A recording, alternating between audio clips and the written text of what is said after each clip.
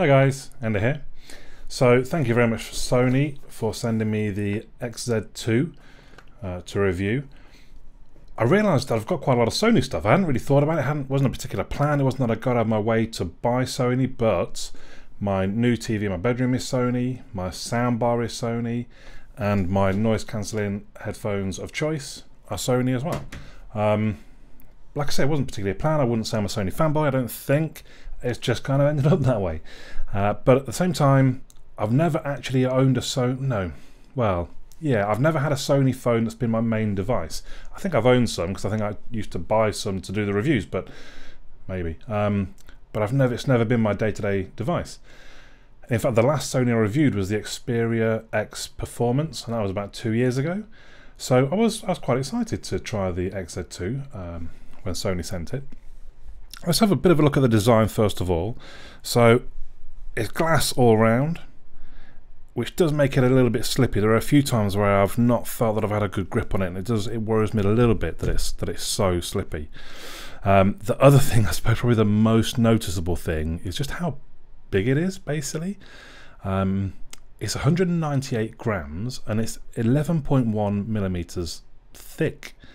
Now these days a lot of the flagships are around about kind of 7 or 8 mil, and it's not even because it's the battery, because the battery is only 3180, so I'm not quite sure why it's so big and heavy. But that was the first thing that I noticed when I took it out of the box, was just the size of it. Then the next thing, well, according to the stat sheet, the bezels, I don't know, they don't look too bad to me, top and bottom. I think that's reasonable. The spec sheet says that they're only a 76.1 screen to body ratio, which normally I would have thought would mean the bezels were much bigger, but I don't think they're too bad. I'm perfectly fine with those. It has got a rear fingerprint sensor. Now here's one of the first for me, one of the first downsides. The amount of times I've put my finger on the camera trying to unlock it, because that just generally feels like a more natural place, and it's not, it's down here, which you kind of get used to. But at the same time, that's just a lot lower than most. Speed-wise, it's fine, there's no problems. It's just you do have to grip the phone lower, because the power button's quite low as well. Do you see where that is? That's the power button just there. So on my Pixel, it's somewhere up here. On a lot of phones, it's around there. But on the XZ2, it's there, which, I mean, you kind of get used to that. I didn't have so much trouble with that. I wasn't pressing any of the buttons by mistake, and they are quite nicely spaced out. So the volume rocker at the top, the camera button down at the bottom, and the power button in the middle. So actually, that's not so bad. That one I kind of got used to, and I suppose at the same time, that's the same way you kind of adjust. You move your hand a bit lower in the device, so instead of gripping it kind of in the mid, you're gripping down the bottom, which then makes it a bit easier. But it's also quite a low profile fingerprint sensor, so it's not as easy to tell when you're in the right place, because you just can't feel it as well. It comes in 4 different colours: liquid black, which is of course this one, liquid silver, deep green, and ash pink. If we talk about the hardware for a little while, so it does have the Snapdragon 845. You'll see the other specs, if I remember to put the graphic just there. It's quite top end. You could argue you'd want a bit more RAM. You would perhaps need to look at the XZ2 Performance for slightly even better specs, but these generally, they're pretty good specs. Geekbench 3 smashed it. It's the highest score I've ever had by quite a long way, really, 9,800, and I'm gradually moving on to Geekbench 4 where it scored 8,300, both of them the best I've ever tested. It has stereo speakers that generally they sound pretty good, so let's play a bit of podcast. Confusion and anticipate difficulties that you might encounter later on. Then, after you've written a rough draft of your design doc, get the same reviewer to read it through again and rubber stamp it by adding their name as the reviewer. Let's find a bit of music to play as well. A bit of Justin.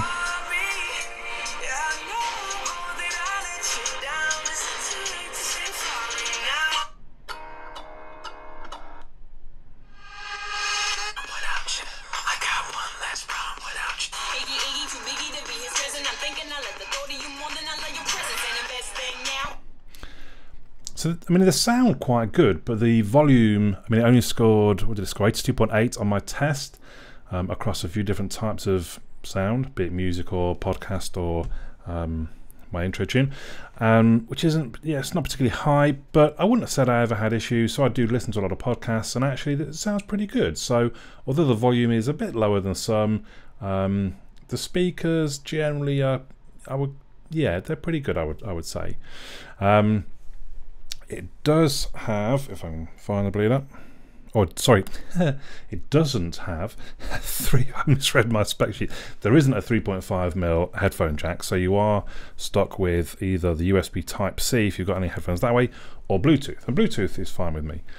While we're at this point, I'll also point out, I think I've listed it in my software points, but let's play the music again. Let's bring the volume down. And you'll see that dynamic vibration for Google. So if I turn that on, and basically the phone is vibrating away along with the music.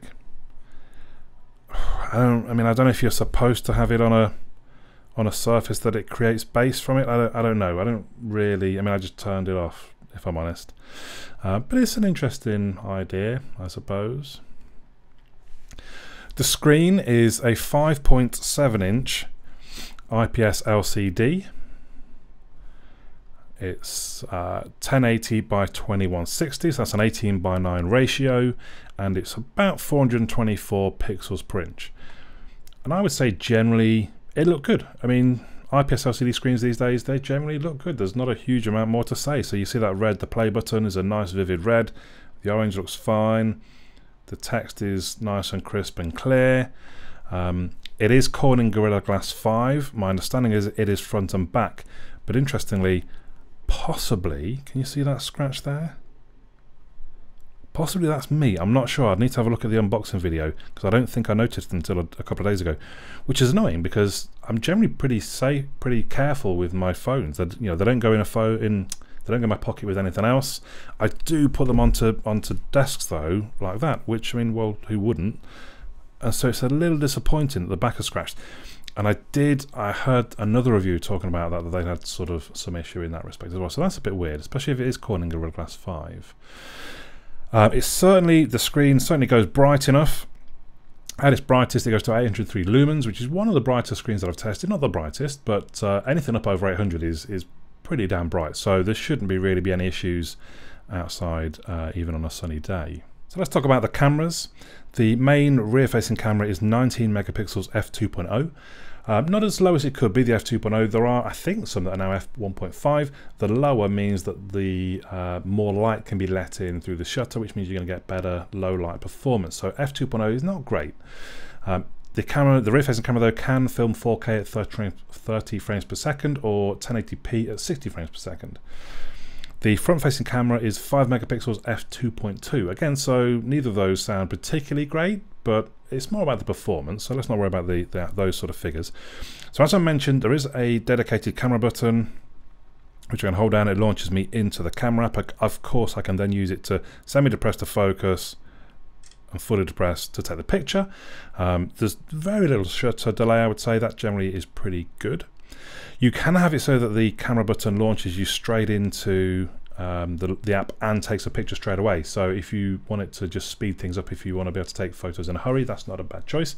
There were some times I found that I was pressing and it didn't seem to launch the app. It'll probably, oh no, you see it there, look.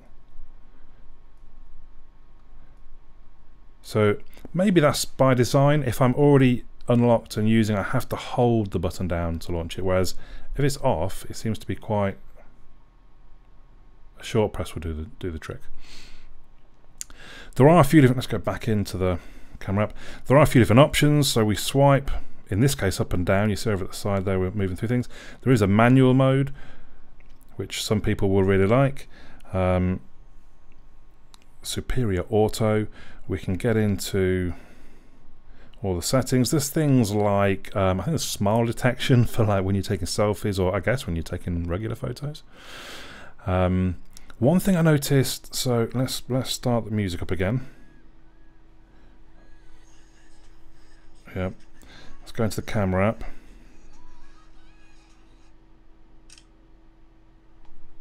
So I take a photo and it stopped my music, which is fine. You kind of expect it to stop the music. Well, not for a photo. For video I would, but why a photo stops the music? It doesn't even restart it again afterwards. That's a little bit weird. I mean, I guess that'd be quite easily fixed with a software update if Sony realised that it just seems a little odd. So there is that. The video does have, what do they call it? Steady shot.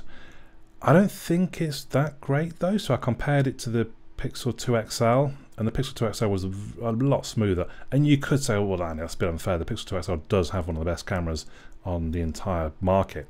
But then this is Sony. You would kind of expect them to have a very good camera. Anyway, so performance by the rear-facing camera I thought generally was pretty good. Well, both cameras generally pretty good. Photo-wise, they look good. They look crisp. There was good colours, good detail. There was a couple of them where I thought it hadn't focused quite all as well as it could have, but not too bad. So not, I suppose, a little bit disappointing though. They weren't great. They were good. They just weren't great. The video I thought wasn't all that great either. So I think I mentioned the steady shot didn't seem all that good. Colours seemed a little faded and washed out at times, and then when I tested it in low light, it was just very dark, almost like it wasn't detecting that we were in low light. You know, again, I compared it with my Pixel 2 XL, which filmed a much better image in my opinion. So a little disappointed with the camera, if I'm honest. I was hoping for a bit more from Sony. If we move on to connectivity, I did again unfortunately have a few issues with Bluetooth. Because there's no 3.5mm jack, it's quite important that Bluetooth works well, and it didn't really. So I have my helmet, I have my car, I have my headphones, all that I use quite regularly with my phone, whichever phone I'm using at the time. And normally, once I've paired them at once, when I turn them on, they just connect straight to my phone. And that wasn't really happening. They weren't reconnecting at all sometimes. And then it seemed to the phone seemed to get the idea and was connecting back to whatever it was I turned on, be it my helmet or be it my headphones. But sometimes it wasn't connecting the media. So it was connecting the call audio, but not media playback, which is a little bit weird. And sometimes I'll just wait and wait and wait, and eventually it would connect through. Sometimes I'll be turning things on and off, and eventually it would connect. It was quite a big faff though, if I'm honest, and really something they should have a look at to try and resolve. So I'm going to move on now to the software. The XZ2 is running Android 8.0. Considering we just received 9.0, that's not great because it's not even had 8.1 yet, so that's not particularly good. But on the flip side, you can see here that it's got the 1st of August security patch. Now right now it's the 14th of August, and I've had that security patch for about 5 days or something like that. That's pretty quick. That's one of the quicker third party, can you call Sony third party, like non-Google, non-stock updates that I've seen. So they get some credit for that definitely, but I think obviously they need to try and work on staying a bit more up to date. It would be nice to have had at least 8.1. I wouldn't expect 9.0 at this point, but 8.1 would have been quite good. And one of the first thing I noticed was these quite funky wallpapers. I'm going to turn off and I'm going to turn back on. You see how the bubbles are kind of coming out at you as you turn on. But strangely, there's no other animation. You slide sideways, nothing at all. A little bit weird, I thought. It's kind of live wallpaper just for a couple of seconds. It does have some quite cool features in the OS. So we have Wi-Fi calling. Oh, I forgot I've taken off. It was showing in the, where is it? Wi-Fi calling. So it will use your Wi-Fi to make phone calls. Various other bits you see there, glove mode, etc. There's quite a fun one that after a few days of me charging the phone, it learnt when I take my phone off charge, and it basically said, okay, we're going to basically effectively trickle charge your battery so as not to damage it much, so to extend its life. We know that you're going to need the phone at about 6:10, so we're going to spend 6 hours in charging it, which I thought was quite clever. I don't think I've seen that on any other device. It's still some weird things though. So I've been able to set it so that I can swipe up anywhere to bring the app drawer. I thought that's quite good. That's quite sort of Android, shall we say. But then I can only sideways scroll my app drawer. So if I've just swiped up, I want to keep swiping, but there was no option at all to do that. Obviously, I don't worry too much about that because you can just install Nova Launcher. But I've been trying to use the device kind of as stock. I do quite like, I suppose, in some ways that you can change the sort order, sort apps, so you can have your most used ones at the top and at the side, but at the same time it's a little, well, I suppose not even iOS because I don't think iOS can do that, but I do prefer just having them in name order. That's that. Otherwise I just can't find things. They're going to be changing all the time. You get Swift case the keyboard as standard. I don't really have any problem with that. The 3D creator. So there are a few bits and pieces, a few kind of, I mean, bloats, I suppose you would call them. But this 3D creator I thought was quite fun. So it lets you effectively scan things. So in this case, I did a practice scan of me. I think that's quite cool. I mean, it was just only like a partial. This one's called a face scan. And you can do a head scan. So here's the sort of example demo one you get with it. That's pretty cool. I mean, I don't really know what use you have for that. And then you can do kind of free-form scan, so just anything you might have knocking around that you want to be able to, that's pretty cool, isn't it? And that just uses the front-facing camera. Literally, you open the app and you're just moving it around you like that, trying to stay still. And it basically scans your face. So I thought it was quite clever. I don't know what actual use that will be to anybody. Maybe game developers, you can put your face onto, like, into a character. I don't know, but I thought it was quite fun. So the software, yeah, it's okay. It's okay. I would still just prefer stock Android, but as I said, you can just stick an overlauncher on it and not really worry too much about the launcher, as it were. The battery, I think I already mentioned, 3,180 mAh Li-ion battery with USB Type-C charging. It scored 91% in my test, my hour-long test, which isn't bad. It's not great, I suppose. I suppose it's pretty good. There are some, if you take away one of the power phones, which is built with like a 6,000 mAh battery or something silly like that, which is 94. The best anything else has really scored, I think there might have been 193. Then there's a lot of them at 92, and then the XZ2 with a few others at 91. So that's not bad. It means it's not a weak point. It means hopefully you should have enough power to get through the day. I certainly did. I think I'm at about 50% now, but it's been quite a heavy day for me. Going to the gym, listening to music, lots of Bluetooth, lots of faffing around with it, doing the review. But most days I'm fairly sure I had 60% left at the end of the day, so no issues with the battery.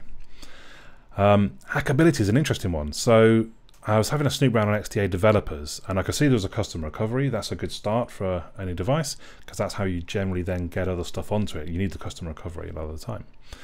But it seems like Sony have released an AOSP build, which basically means, was it Android open source project? It's basically sort of the stock Android. So Sony themselves have released one, but having a read on XDA developers, only released within the last sort of 10 days, and I think it's quite buggy still. So it just want to keep an eye on, because that would be very interesting.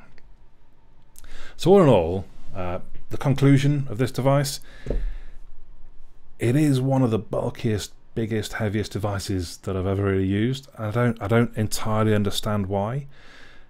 Now, it does feel good in the hand. It feels solid. It feels well made. It just feels big and bulky, which you don't particularly want at this point, I would have said. The camera isn't as good as I'd hoped it would be. I heard an interesting theory a couple of days ago that they think, because actually someone was talking about the XZ2 performance. I think they were saying the same thing. It wasn't quite as good as they hoped it would be. And someone provided the theory that Sony don't want to impeach, whatever the word is, on their own camera sort of market. They want to make sure they're still selling cameras, so they don't want their phones to be that good. I'm not sure I'm buying that, because other, Pixel's phones are amazing. Surely you just want your Sony to try and match the Pixel phone. Yeah, interesting. Let me know your thoughts in the comments. It certainly is very quick and slick. So just the raw power of the device really meant I was quite impressed with how quick and slick it all was. So definitely no issues there. There are a few nice touches in Sony's OS, like the battery thing and stuff like that. 3D face scanner, I suppose. But I would generally still prefer a stock Android, so that's why I think it'd be quite interesting to keep an eye on this AOSP development from Sony. Because I can't imagine this power on a stock Android device. makes me look forward to the Pixel 3. So all in all, I think, yeah, it is a good phone. It's not at the sort of top end pricings of flagships, because you can get them around about £600 brand new, which when you've got the Note 9 coming out at £900, puts it all in perspective a little bit, I suppose.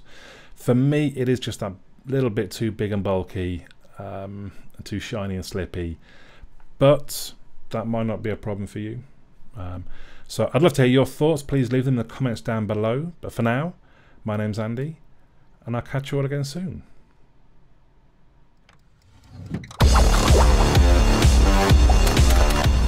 Well done, and thank you for making it to the end of the video. Hopefully you enjoyed it. If you did, you might want to click the little fellow that should hopefully appear about here to subscribe. You may also want to check out some of my other videos, which are going to appear somewhere there. Also, come and have a look at my website, androidandy.uk. There is also a forum. Come and say hello on the forum. If you've got any questions about things, or request me to review things, or anything else, just come and have a chat on the forum.